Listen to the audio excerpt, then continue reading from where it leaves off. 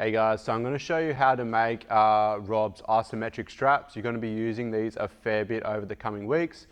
We have them twice this week, but in the coming weeks you're pretty well going to be using them every single day in workouts and for your strength work. So if you can knock up something out of your shed, that's great.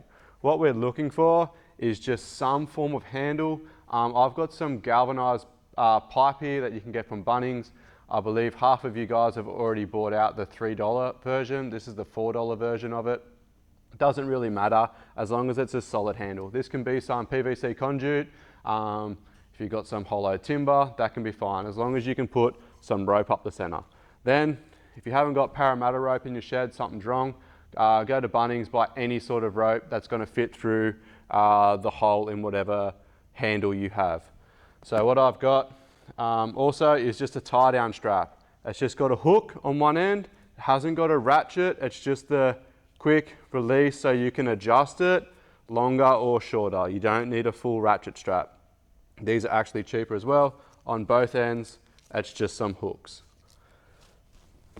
So now I'm going to show you how to make the other one. I've got my other galvanized pipe. I don't know what diameter it is. I just grabbed it off the shelf. It's just comfortable for my hands and it's hollow. I've just cut a bit of Parramatta rope. What you want to do on the ends is just to burn the ends to make them nice and sealed. Otherwise, they're going to fray a little bit and over time, they're just going to come undone and it's going to annoy you.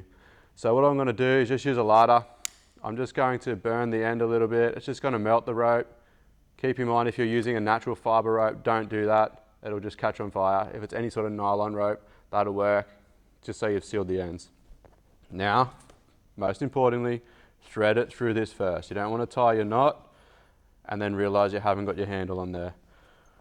Once I've got my handle through there, I'm going to show you a knot that won't come undone and it'll just get tighter no matter how much pressure you do.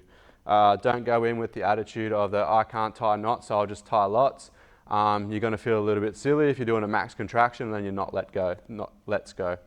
So now I'm going to grab my two ends of my rope. I'm just going to lay them over top of each other. I'm just going to worry about one side at a time. I'm just going to put the bit that I'm going to tie a knot with on top of the other one. So if it's facing me on top, I'm then going to just sit my thumb on the rope. Nice and simple. I'm now going to grab this rope and it's going to pass over my thumb once, working away from my thumb. Sorry, make sure you get plenty. Over my thumb once, over my thumb twice, underneath. So I can pull my thumb out now. I've got two loops. Now that rope tail is going to go back to where my thumb was and pull it through. It's going to create a nice little hitch there. It's not going to be too tight yet. We can fix it up later. And it's just going to be able to let that other rope move in. Now I'm going to do the exact same thing. I'm going to turn the rope completely around and I'm going to repeat the process. The rope's going to be on top of the other one to start with. My thumb goes on top. I'm going to go underneath, wrap the rope around once, wrap the rope around twice. Thumb's too fat here. Around twice. And then back through where my thumb was. I don't want too much of a tail, but if you do have too much of a tail, you can just cut it off. Cut myself short here. So I've got a bit of a tail. Now all you're going to do, make sure your other tail's sticking out the other side, is just pull the ends together, organize your knot a little bit so it all sits nice and tight on each other, pull it apart, and now that knot is just going to keep on tightening on top of itself and it's not going to let go. So no matter how hard you pull that, it's going to be stuck there. Now I've made two handles. Now with my strap, when we use these handles, you can move that knot wherever you like, depending on your rope and your thickness. You might even be able to fit it inside that pipe or conduit. Otherwise it doesn't really matter. Now with our handles, I'm simply just going to hook my strap onto one handle,